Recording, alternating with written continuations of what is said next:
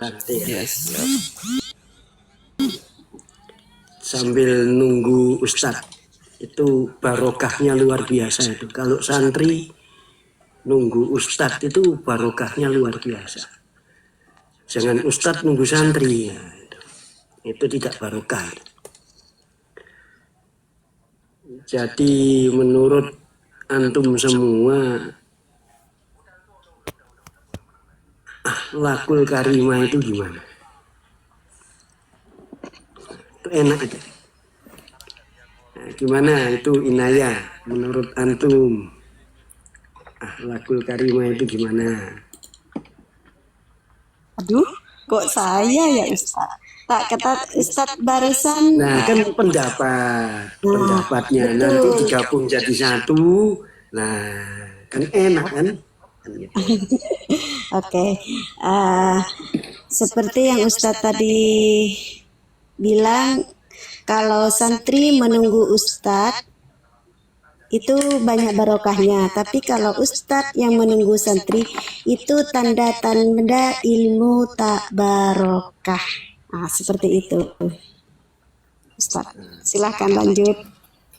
Oh, kalau tidak ini Ustadz, izin sebelumnya. Bagaimana pembahasan kita malam ini tuh tentang akhlak dan adabnya Nabi gitu. Contohnya kayak apa, kehidupan sehari-harinya seperti apa Ustadz? Apa gimana? Jadi gini, kalau antum kepengen tahu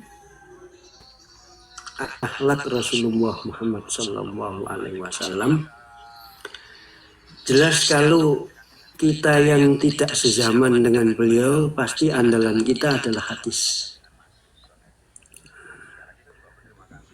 Pedoman kita hadis, dan hadis itu kita harus mencari referensi hadis yang sahih.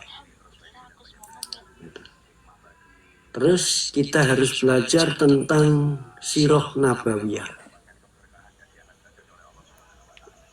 Kenapa kok saya sering sekali berbicara tentang akhlak Rasulullah.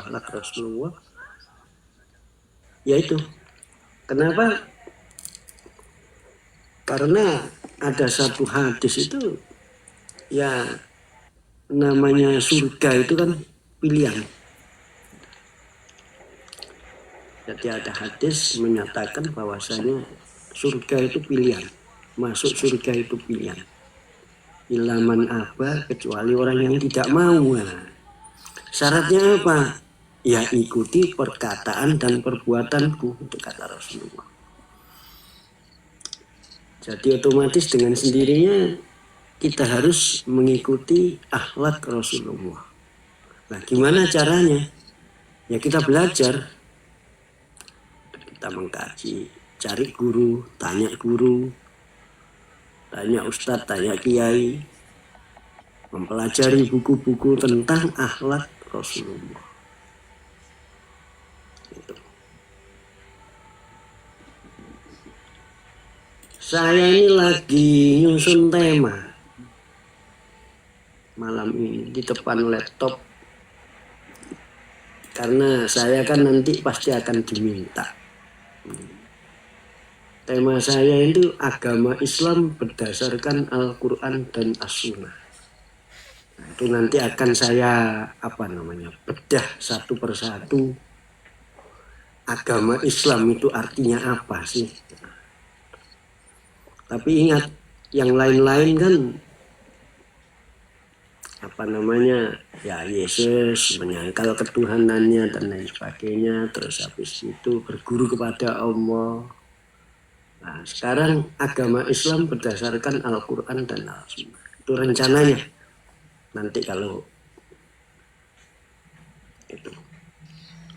Gini Ustadz, kalau memang mau temanya seperti itu ya silakan Ustadz, saya juga setuju. Nanti apa nih temanya, apa maksudnya yang ditulis itu yang pas buat Ustadz apa nanti?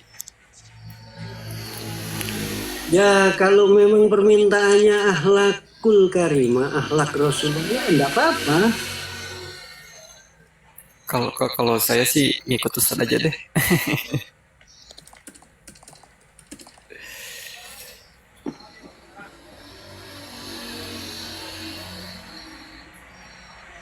biar lebih enak aja. Gimana caranya kita meniru akhlak Rasulullah? Yaitu pedoman kita di hadis Sirah Nabawiyah. Nah, itu jelas. Tapi ada beberapa akhlak Nabi Muhammad Rasulullah Shallallahu Alaihi Wasallam yang layak dan patut ditiru, dan ini menakjubkan sekali. Nah ini, jadi tak ada manusia yang dalam dirinya tersimpan kesempurnaan kecuali ada pada diri Rasulullah Muhammad Shallallahu Alaihi Wasallam. Jadi keagungan sosok beliau itu melimpah dan akhlaknya mulia, patut kita jadikan inspirasi, teladan sepanjang masa. Banyak di dalam Al-Quran mengatakan akhlak Rasulullah itu bagaimana. Seperti insya Allah tidak salah. Seperti di surat Al-Ahzab ayat 21. Laqad kana lakum fi Rasulillahi uswatun hasanah liman kana yarjuwaha wal yaumal akhira wa dzakarallaha katsira. Jadi sungguh telah ada laqad kana lakum fi Rasul. Sungguh telah ada di diri Rasulullah itu suri tauladan yang baik bagimu, yaitu bagi orang-orang yang mengharap rahmat Allah dan kedatangan hari kiamat, yang banyak mengingat Allah. Jadi Allah memberikan clue kepada manusia bahwasanya Rasulullah itu adalah suri tauladan. Jadi patut kita contoh.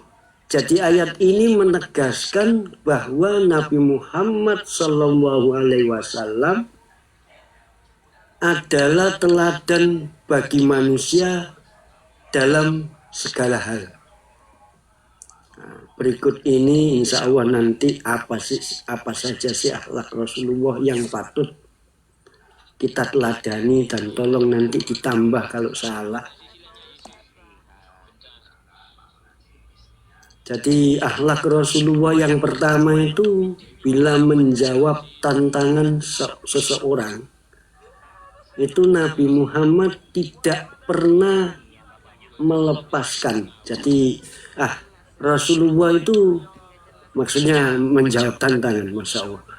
Ini masalahnya bahasanya bahasa huruf gundul ini. Jadi bila menjabat tangan itu, jadi Rasulullah itu kalau bersalaman itu dia tidak pernah melepaskan tangannya lebih dahulu. Nah itu akhlak Rasulullah. Jadi kalau kita salaman kepada seseorang, ya jelas laki-laki sama laki-laki, perempuan sama perempuan kan. Itu Rasulullah selalu tidak melepaskan tangannya terlebih dahulu sebelum lawan yang diajak salaman itu melepaskan. Itulah akhlak Rasulullah. Terus akhlak Rasulullah yang kedua itu bila berjalan, Nabi Shallallahu Alaihi Wasallam itu tidak pernah menyeret kakinya. Itu coba bayangkan. Jalan aja itu Rasulullah tidak pernah menyeret kakinya. Terus kalau bila berbincang-bincang dengan seseorang, itu Nabi Shallallahu Alaihi Wasallam itu menanggapinya sepenuh hati. Hingga setiap orang merasa mendapatkan perlakuan. Nah ini yang jarang terjadi. Yang sekarang malah di dalam fenomena yang ada, itu kalau kita ketemu sama orang, kita ngobrol, nah mata kita ke HP, tidak menghargai lawan ngobrol kita. Padahal ya lawan ngobrol kita ini di depan kita, malah utek-utek HP. Nah itu tidak menghormati yang namanya perbincangan, malah berbincang dengan yang jauh. Ya kalau memang emergensi ya bilang permisi. Jadi seakan-akan itu gimana ya, kita ini harus menghargai lawan bicara kita. Ya, jangan main HP lah, terus mata kita melerak kiri kanan, ya kita hargai. Gitu. Terus akhlak Rasulullah yang lain, bila sedang duduk bersama seseorang itu Nabi Shallallahu Alaihi Wasallam itu tidak bangkit lebih dahulu. Nah itu ciri kebiasaan yang dilakukan oleh Rasulullah. Kalau bila duduk-duduk dengan para sahabat, andetolan dan lain sebagainya, Rasulullah itu tidak bangkit lebih dahulu. Jadi menghargai majelis, menghargai tamu. Terus bila dihampiri seseorang, Rasulullah itu tidak duduk tapi bangkit untuk apa? Untuk menyambutnya. Nah, itu akhlak Rasulullah yang sederhana sekali. Cobalah kita koreksi pada diri kita masing-masing. Terus bila dipanggil seseorang, itu Rasulullah Shallallahu Alaihi Wasallam tak menoleh, tapi membalikkan seluruh badan. Nah, misalkan kita jalan terus di belakang kita dipanggil orang. Nah, itu Rasulullah itu tidak noleh, tapi langsung membalikkan badan. Jadi menghormati yang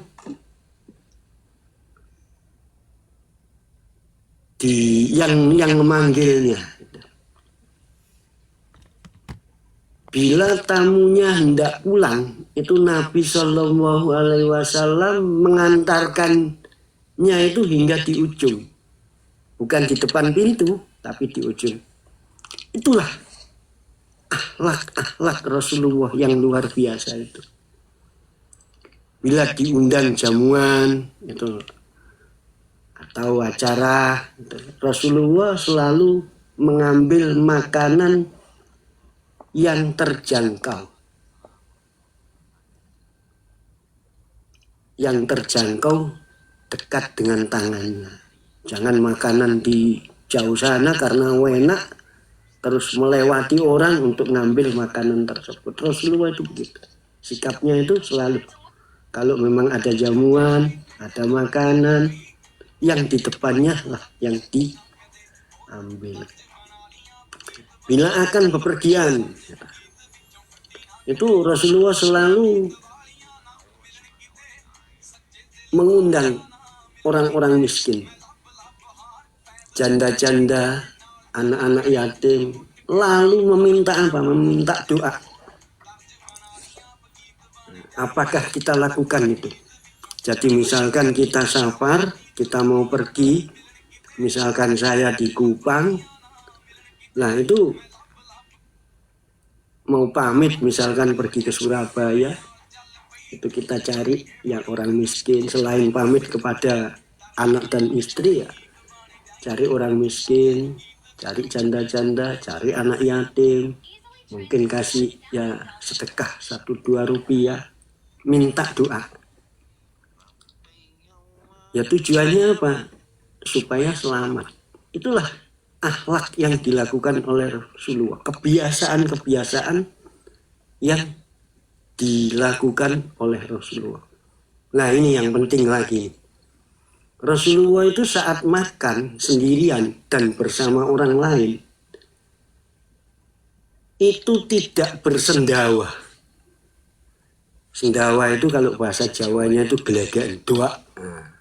Dan tak bersuara bila mengunyah. Mengunyahnya itu seperti apa ya bahasanya itu?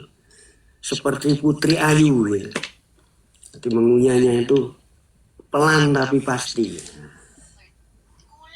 Terus akhlak Rasulullah yang lain itu tidak pernah memanggil seseorang dengan julukan yang jelek. Nah ini yang di fenomena sekarang ini, panggil orang pakai nama samaran dan lain sebagainya. Nah Rasulullah tidak mau itu. Jadi selalu memanggil seseorang itu dengan julukan yang baik. Siapapun. Terus di dalam kitab ini Rasulullah mengatakan bila sahabatnya sakit, itu Rasulullah cepat-cepat menjenguknya. Meski tinggal di ujung Madinah. Nah, dulu Rasulullah tempatnya Madinah.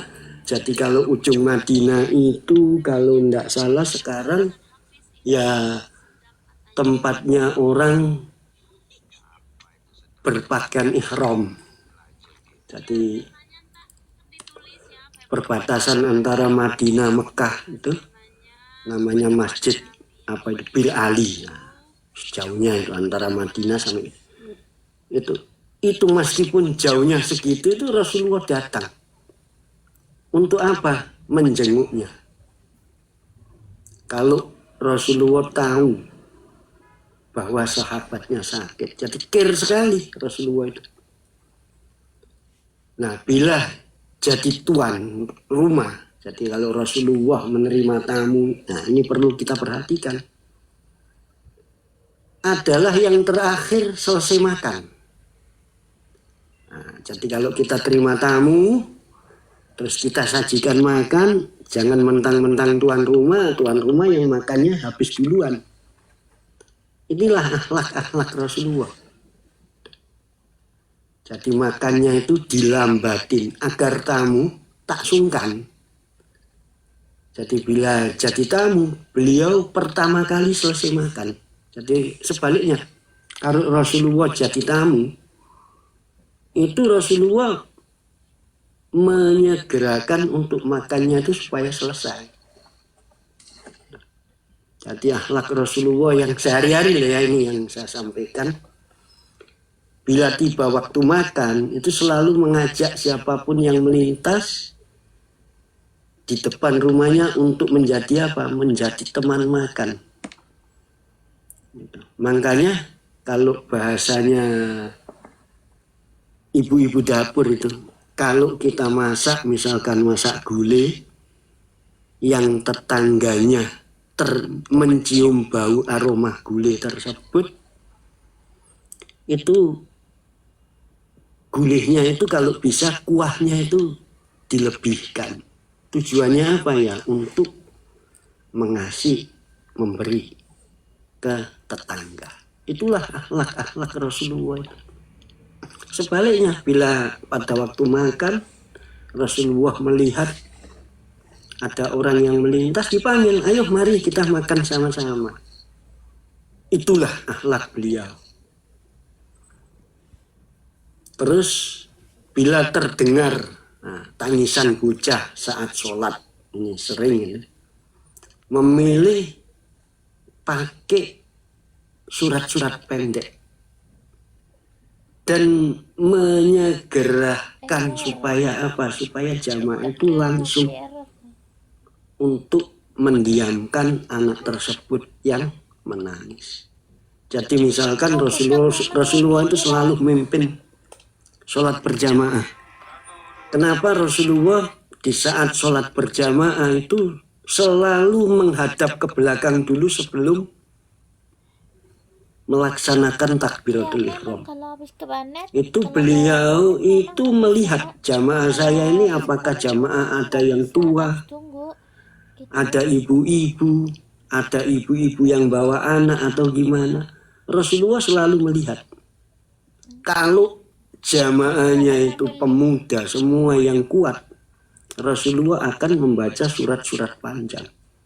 Tapi kalau melihat ada orang tua, ada ibu-ibu tua dan lain sebagainya, terus bawa anak, Rasulullah itu selalu memakai surat-surat yang pendek. Jadi itu ada. Jadi mentang-mentang kita jadi apa ya?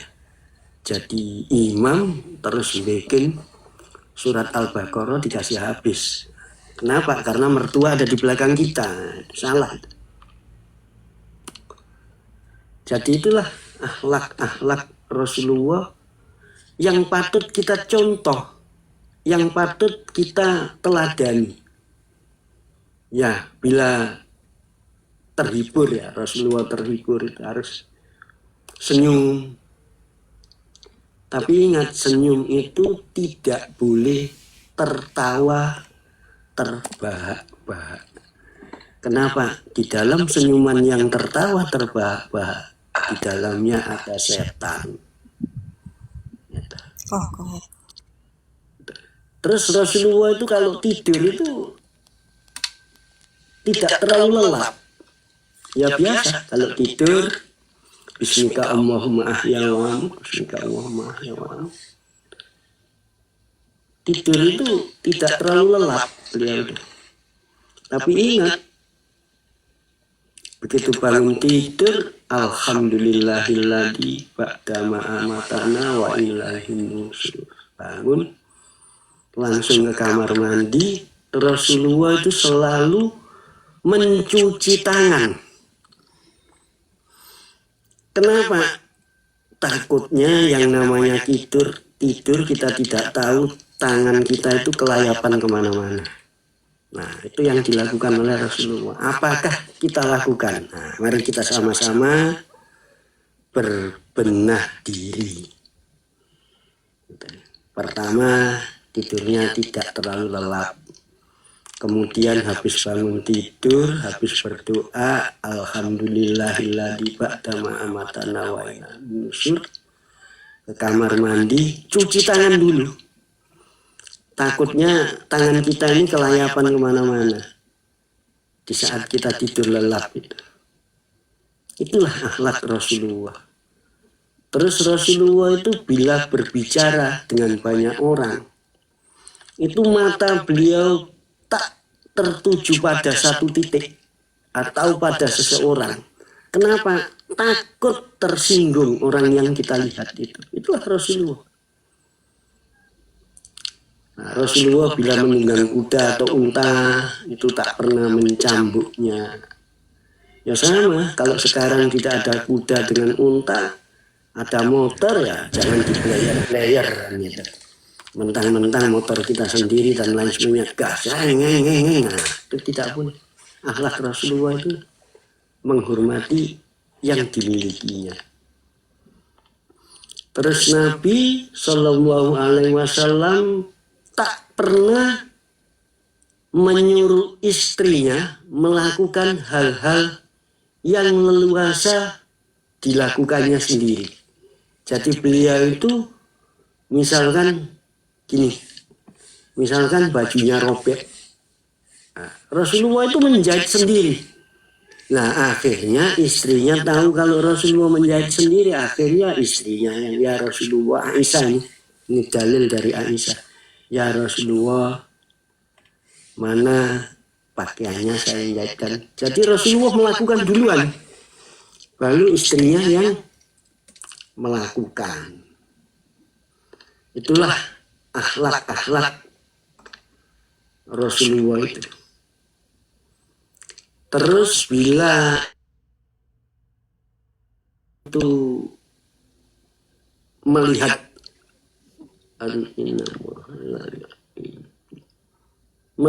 orang miskin,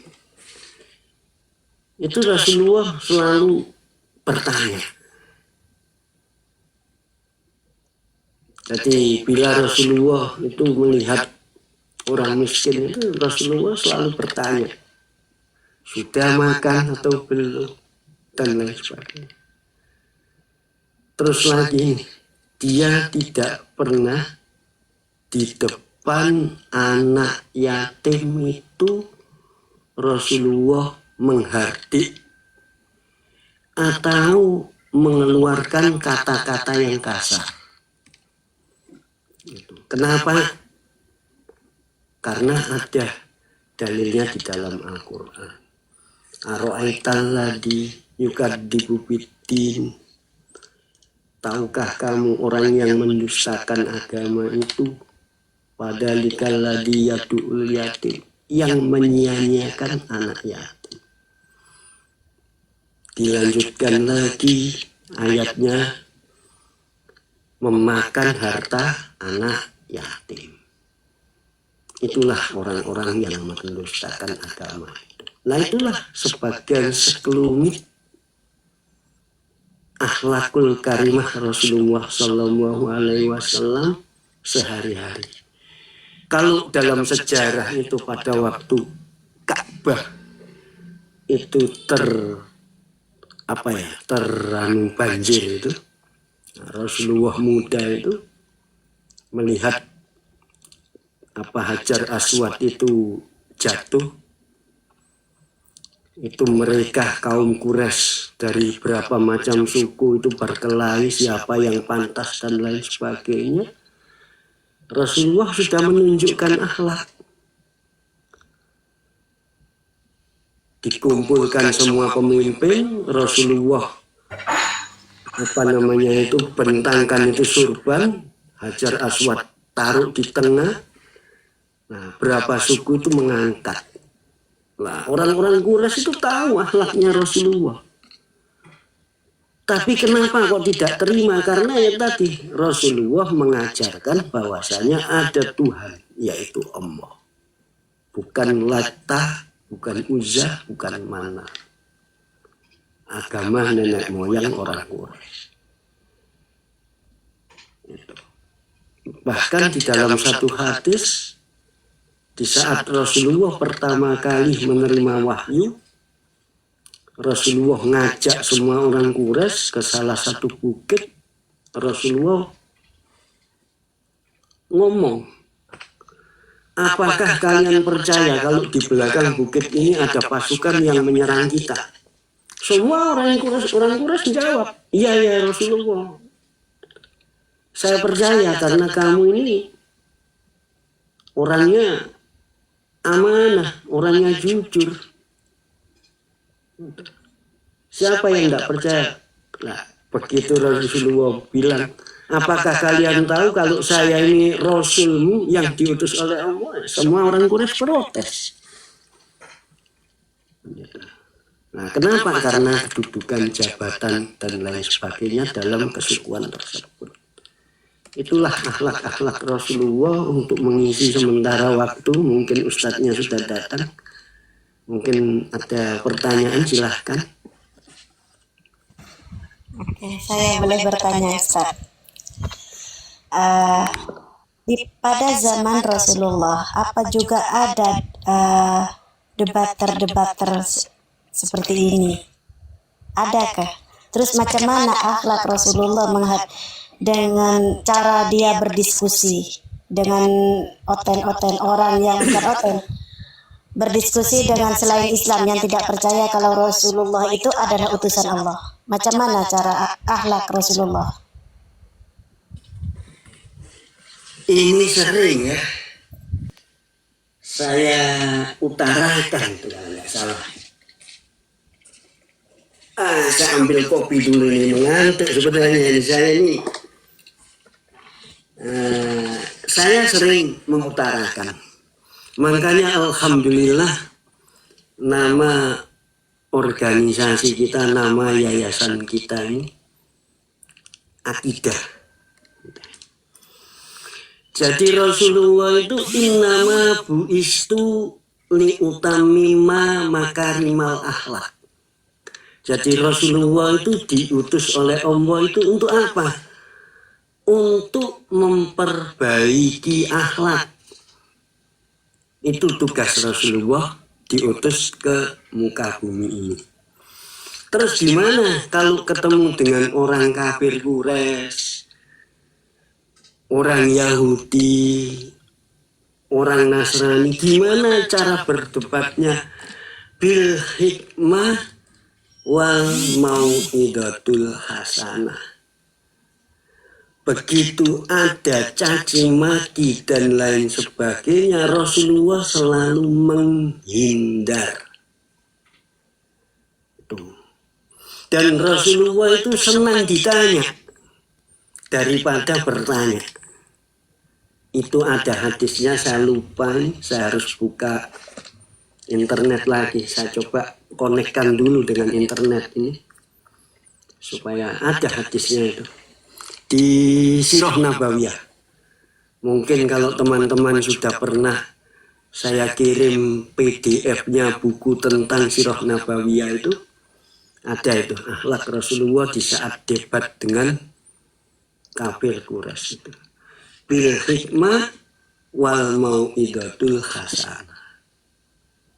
Jadi penuh dengan lemah lembut, bil hikmah, tidak bertele-tele, yang pasti wal mau'idatul hasanah, mencontohkan akhlak-akhlak yang baik dengan data, bukan modal congor kalau sekarang ya, kalau sekarang itu. Begitu saudariku.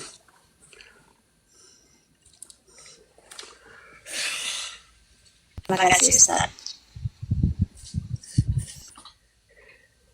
Jadi kalau ada hujatan, mendingan ya kita jangan menghujat. Gitu. Mendingan kita menghindar. Jadi nanti itu orang itu akan tahu, minta maaf ya, kamu menghujat Rasul saya, menghujat Tuhan saya. Itu hati saya tidak baik, hati saya panas. Jadi mending percakapan kita berhenti sampai di sini. Kenapa Anda menghujat tanpa dalil? Kecuali Anda menghujat dengan dalil, ya saya terima. Ya contoh misalkan ada orang ngomong, Nabi Anda adalah Tuhan Anda adalah batu, yang framing sekarang terkenal itu si siapa ini namanya, Lina Wijaya kalau tidak salah itu, Farjaha dan lain sebagainya. Nah itu tanya dalilnya mana? Kalau mereka tidak bisa nyebutkan dalil, nah tugas kita yang selaku umat Islam yang tahu, wajib untuk memberitahu. Nah, kenapa kok kita mencium Hajar Aswad? Itu ada hadisnya. Hadis itu hadis Umar, bahwasanya Umar itu melihat Rasulullah mencium Hajar Aswad. Nah, karena Rasulullah Umar itu cinta dan sayang kepada junjungannya yaitu Rasulullah Muhammad SAW melakukan itu, maka Umar melakukan itu. Padahal batu itu tidak ada manfaatnya, tidak ada gunanya sama sekali, itu kata Umar. Itu salah satu contoh. Kalau memang masih ngeyel, minta maaf, mendingan kita menghindar. Bukan kita takut, bukan. Itulah adab Rasulullah Shallallahu Alaihi Wasallam. Makanya kita sudah pasti masuk organisasi AUMI. Ya, mudah-mudahan kita mengikuti jejak Rasulullah Muhammad Shallallahu Alaihi Wasallam. Amin. Mungkin ada yang lain, monggo. Silakan. Ya mungkin dari saudara-saudara yang lain, silakan bila mau bertanya. Kita ngobrol santai ya, untuk menunggu Ustadznya datang. Iya betul, ini lagi ngopi juga nih Ustadz saya. Teruskan lagi lah Ustadz narasinya. Sekali bagaimana akhlak Rasulullah kepada istri dan anak, biar dijadikan contoh sama para lelaki yang ada di sini, para suami atau calon suami yang ada di sini maupun yang menyimak di bawah. Silakan Ustaz. Lah contohnya ya tadi, itu kan bisa dijabarkan itu. Andi apabila bajunya Rasulullah itu robek, mentang-mentang suami, hei istri, ini tolong jahit baju saya. Rasulullah enggak itu. Rasulullah selalu menjahit duluan. Nah itu kejadian di Aisyah radhiyallahu. Akhirnya Aisyah melihat Rasulullah SAW. Rasulullah sedang menjahit. Akhirnya Aisyah meminta untuk menjahitkan.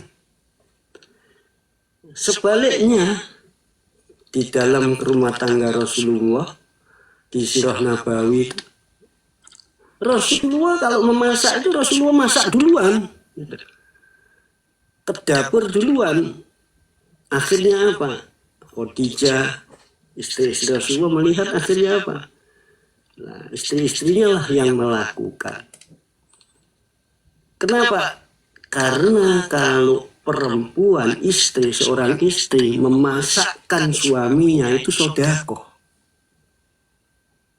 Jadi pahalanya itu sedekah. Memang kewajiban seorang suami itu memasak untuk istri. Tapi alangkah lebih bagusnya istri itu cari pahala memasakkan untuk suaminya. Pertama adalah sedekah, kemudian kedua adalah pengabdian terhadap suami. Meringankan beban suami. Suami sudah kerja, sudah lelah, sudah capek, masak pulang rumah kok masak lagi. Pertama adalah sedekah, menambah pahala selaku istri. Keduanya pengabdian seorang istri terhadap suami. Ya itulah yang dicontohkan Rasulullah kehidupan sehari-hari. Sebenarnya sederhana. Yang tidak sederhana itu otak kita ngeyel. Nah, itu aja. Nah, lanjut.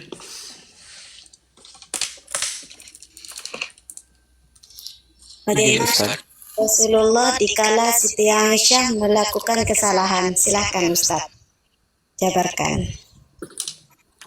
Lihat Rasulullah kalau manggil istrinya, istri-istrinya. Jangan salah paham ya. Rasulullah itu nikahi sampai dengan 13 menurut riwayat, atau riwayat lain berapa belas dan lain sebagainya. Itu bukan nikah sekaligus. Meninggal nikah.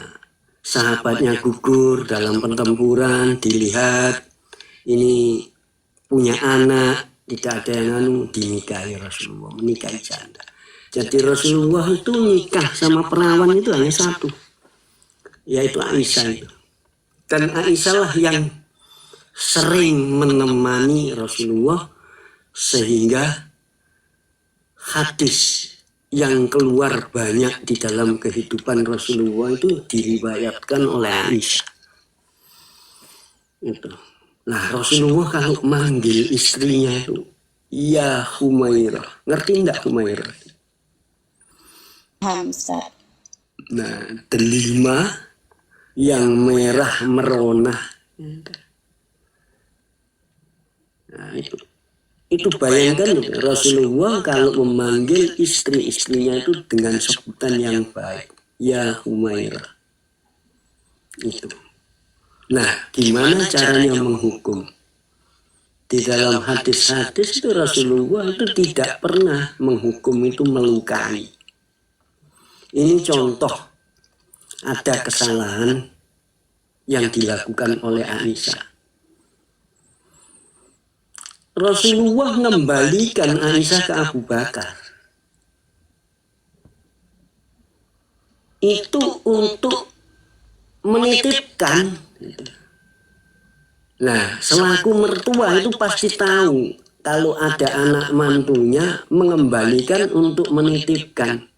Bahkan pada waktu Aisyah dititipkan ke Abu Bakar, itu dikasih uang, dikasih nafkah. Misalkan ya, kita nitipkan, kita laki-laki nitipkan istri kita ke mertua, itu diantar, kita titipkan, itu Abu Bakar langsung mengerti pasti ada salah terhadap anak saya, sehingga itulah terjalin komunikasi antara mertua dengan mantu. Itu makanya di dalam hadis itu Aisyah itu selalu tahu persis akhlak Rasulullah itu karena itu. Nah, itulah yang dilakukan oleh Rasulullah terhadap istri-istrinya. Mungkin ada lagi, silakan.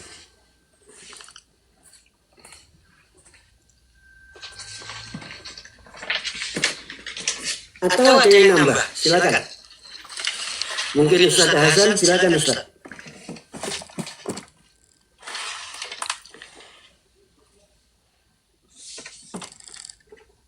Tafadhol Ustaz Hasan, tafadhol.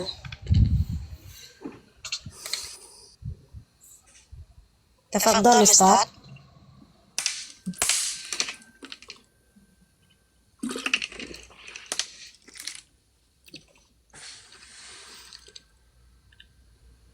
Aduh, kok diam-diam ini, seperti jangan-jangan ini duinatur ini. Satu HP di Komal Aumi, satu HP di Komal yang lain. Mungkin ada pertanyaan lain, silakan, monggo. Tapi apa kalau istri berbuat salah itu misal langsung dihantar kepada orang tua? Seperti itu atau memang bertahap? Silakan. Ya pasti ada tahap-tahapannya. Kan gitu. Kalau keterlaluan, nah baru. Kan ada. Maksudnya silakan. Normanya itu kan ada. Nggak langsung dongdang begini. Makanya kapan di tempat komanya siapa ya? Makanya kalau ya teman jomblowati itu kalau menikah itu tolong belajar dulu tentang buku pernikahan. Tanya sama ustadz atau kiai. Kedua-duanya, jangan laki-laki aja. Nah, ini cerita ini. Tadi sore itu saya langsung tidak keluar di komalnya siapa ya? Kalau nggak salah komalnya Nita ya. Kalau nggak salah. Tadi siang itu, sore itu. Saya masuk komalnya Nita. Nita atau siapa? Niru atau Nita. Terus saya itu langsung ada satu ibu-ibu teriak. Istri saya lagi kegiatan di luar. Ada satu ibu, istri saya keluar. Nah, kalau di kampung kan saya dipanggil Pak D dengan Bude. Pak D, Bude, tolong, ada perempuan. Nah, karena mungkin dia tahu ada motor tidak ada, akhirnya dia teriak, Pak D. Akhirnya saya langsung keluar, padahal saya lagi di komalnya Nita. Ternyata di situ saya ngurus sesuatu. Ya, sepasang suami istri punya anak 2 berkelahi. Istrinya itu cemburu sama suaminya karena kedapatan suaminya itu ngobrol dengan perempuan lain. Sampai lucu, teruncap sama istrinya, oh, dulu itu kamu senang saya cantik di kampus dan lain sebagainya, buktinya begini, sampai ngomong begitu. Saya sampai kempot rusak ini gara-gara kamu, ini saya sudah punya anak 2, rame lah dan lain sebagainya. Suami ini, saya tidak akan selingkuh, saya demi Allah saya tidak selingkuh, saya ini sayang sama kamu, hidup mati saya itu hanya untuk kamu saja. Rame lah berkelahi. Terus tidak lama di dalam perkelahian itu istri saya datang gitu. Katanya, Mas, kamu ada di blog blok ES yang berkelahi. Ada apa mas berkelahi? Itu mas, istrinya itu jarang datang ke masjid taklim. Nah saya lihat suaminya juga jarang ikut pengajian. Saya bilang begini, untuk meredam itu, karena makanan dalam tubuh kita itu ada dua, makanan jasmani dan makanan rohani. Jadi untuk meredam itu semua, ya Pak silakan nanti kalau ada kajian-kajian di masjid silakan datang. Sebaliknya ibu, nanti istri saya kalau bikin kajian-kajian masjid taklim silakan datang. Di situ itu sering dibahas tentang rumah tangga. Gimana kegiatan kita, gimana rumah tangga kita, adab sopan santun dalam rumah tangga, itu selalu dibahas di situ. Iya Pak Ustadz, suami saya suruh, istrinya juga begitu, istri saya suruh tapi tidak mau. Nah sudah, sekarang sama-sama. Kenapa? Karena yang namanya hati, makanan kolbu itu adalah pengajian, ceramah-ceramah, baca buku agama dan lain sebagainya. Silahkan nanti datang. Istri saya langsung bisik, nanti coba mas hari Minggu ini, hari Ahad ini kan ada pengajian masjid taklim, dia datang tidak? Kalau datang ya alhamdulillah. Jadi itulah pentingnya kita belajar. Kok jangan menyalahkan satu sama lain. Yang namanya setiap manusia itu pasti ada celah, ada kesalahan. Itu saudariku, mungkin ada yang lain silakan. Sehingga saya akhirnya meninggalkan, terus saya pulang, tahu-tahu sudah apa ini, komalnya sudah tutup itu.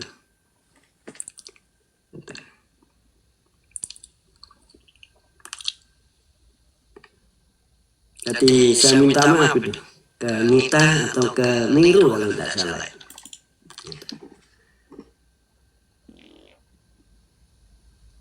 Atau lagi yang ditanyakan silakan.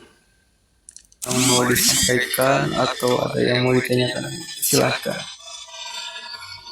Bang Sniper, Bang Madi mungkin, Bang Malik. Ya, ini Ustaz juga mau bertanya. Waalaikumsalam warahmatullahi Warahmatullahi wabarakatuh. Ini Ustaz, saya kan lambat bergabung di kajian pada malam ini. Ini saya mau bertanya Ustaz terkait Allah mengajukan kita. Apakah Nabi Muhammad dalam rumah tangga beliau itu, apakah pernah ada terjadi yang seperti yang kita alami pada sering bertengkar begitu? Kalau toh waktu itu Nabi Muhammad pernah bertengkar dalam rumah tangganya, metode apa etika bagaimana yang Nabi hadapi permasalahan itu dalam rumah tangganya? Assalamualaikum warahmatullahi Waalaikumsalam. Waalaikumsalam. Ini Ustaz Hasan yang jawab ini atau gimana? Jadi gini, akhlak Rasulullah itu, kalau yang namanya orang mengempan rumah tangga. Jadi rumah tangga itu ibaratnya kita naik perahu. Itu pasti namanya gelombang, angin itu pasti ada. Nah, gimana caranya untuk menyelesaikan? Rasulullah selalu menyelesaikan itu berduaan tanpa diketahui anaknya dan tanpa diketahui oleh tetangganya. Selalu ngomong itu di tempat tidur. Menyelesaikan masalah itu di tempat tidur. Itu akhlak Rasulullah. Jadi marah-marah itu Ya wajar yang namanya marah sifat manusia. Tapi pada tempatnya. Diselesaikan di tempat tidur.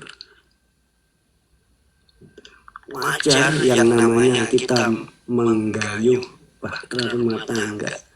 Pasti ada ombak, ada angin, ada rintangan yang lain, pasti. Tapi begitu terjadi cekcok, diselesaikannya itu tanpa diketahui oleh anak dan tanpa diketahui oleh tetangga. Sekarang beda.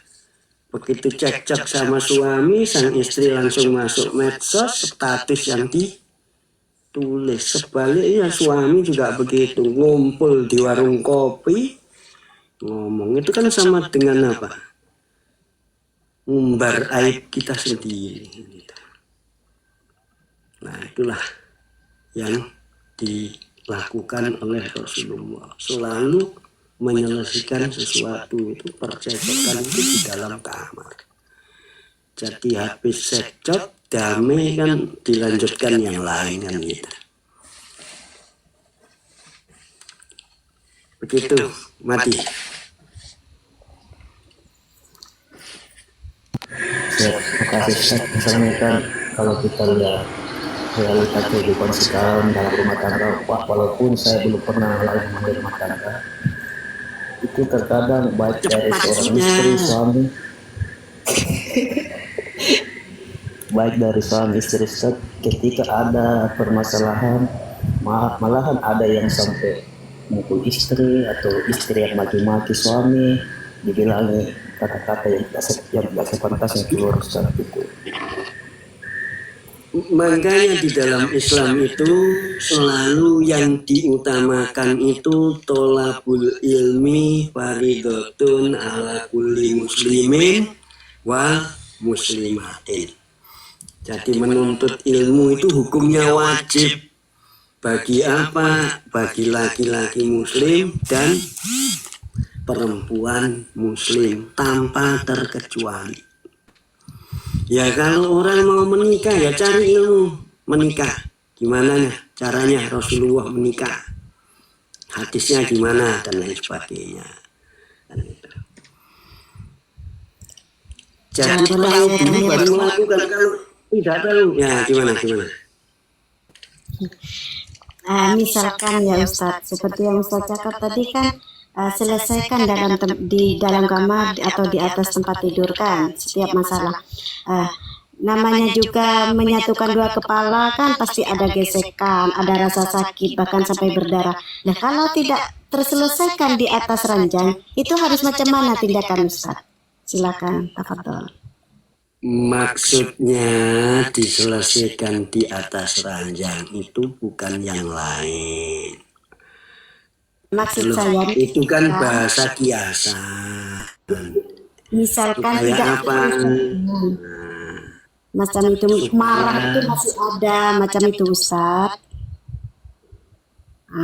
Jadi kan tak masalah, tak selesai tuh masalah. Walaupun diselesaikan, sudah dinasehati sang istri atau sang suami sudah dinasehati, tapi dia masih ngeyel seperti yang Ustaz cakap. Itu tindakannya harus macam mana? Apakah langsung sang pasangan itu langsung dihantar ke rumah orang tuanya? Macam itukah atau ada? Itulah yang namanya potong kompas. Itulah. Jadi gini. Mengapa Allah selalu menempatkan sholat 5 waktu itu di waktu-waktu tertentu? Apakah kita cekcok? Itu pasti dengan sendirinya akan melintasi waktu duhur, waktu asar, waktu isya, waktu maghrib, waktu subuh. Apakah laki-laki itu tidak menjadi imam di dalam rumah? Nah, begitu kita bekal tentang hayya sholat duhur lah. Ayo sudah mah, kamu ambil air wudhu. Suami ambil air wudhu, ngimami. Begitu selesai amin, istri cium tangan laki-laki apa ndak luluh? Kenapa? Karena syariat agama tidak dilakukan di dalam rumah tangga. Sehingga masuk. Islam itu sederhana, indah kalau kita bisa mempelajarinya. Apakah tega kita sudah berumah tangga, seorang istri sholat dapat pahala hanya 1 derajat. Sebaliknya seorang laki-laki sholat hanya dapat pahala 1 derajat. Lebih baik ya dengan imam, diimami kan gitu.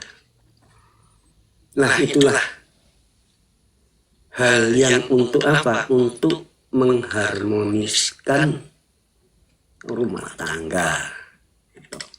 Boleh masuk sedikit? Ya silakan Ustaz. Nah gini ya. Apakah Nabi Muhammad pernah bertengkar kepada istri-istrinya? Nah, yang harus dipahami, pertengkaran istri-istri kepada Nabi Muhammad bukan pertengkaran seperti misalnya rezeki ataupun di luar namanya, ataupun apa ya, berdasarkan dunia. Tidak, bukan berdasarkan duniawi, tetapi berdasarkan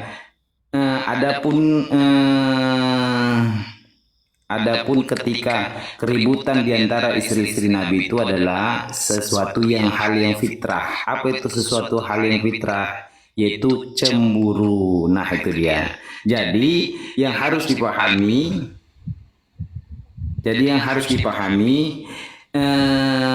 sesuatu keributan ataupun pertengkaran ketika Nabi bersama dengan istri-istrinya bukan karena duniawi, tetapi berdasarkan karena fitrahnya seorang perempuan. Nah, apa itu fitrahnya seorang perempuan? Yaitu cemburu. Nah, fitrah perempuan itu cemburu, itu tidak bisa terlepas. Nah, maka ada sebuah cerita menyatakan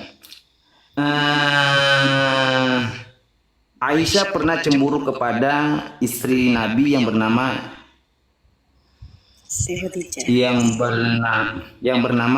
Zainab binti Jahsy.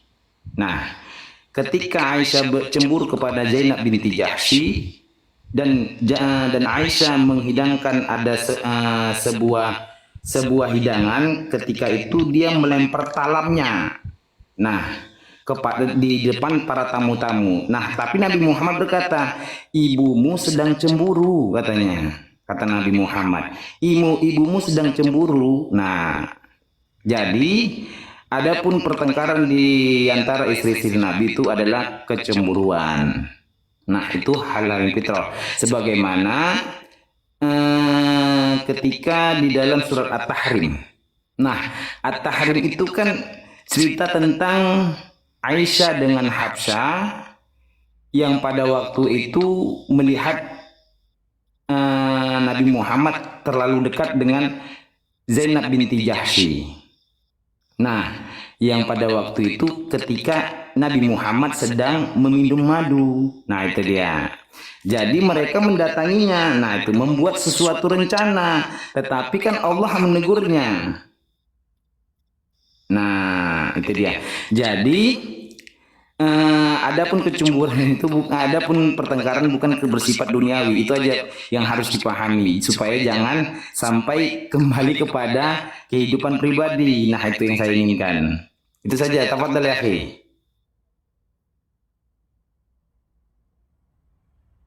Di konteksnya suami istri.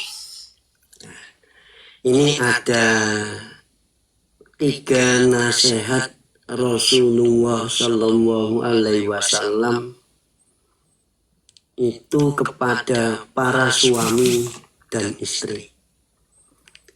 Pertama, dalam hadis yang diriwayatkan oleh Abu Hurairah radhiyallahu an, Rasulullah Shallallahu Alaihi Wasallam bersabda, la yafraq mu'minum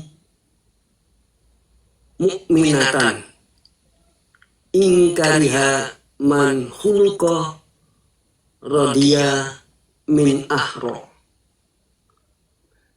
Jadi pria mukmin itu tidak boleh membenci perempuan mukmin. Bila dia membenci satu perilaku pada perempuan tersebut, maka dia tentu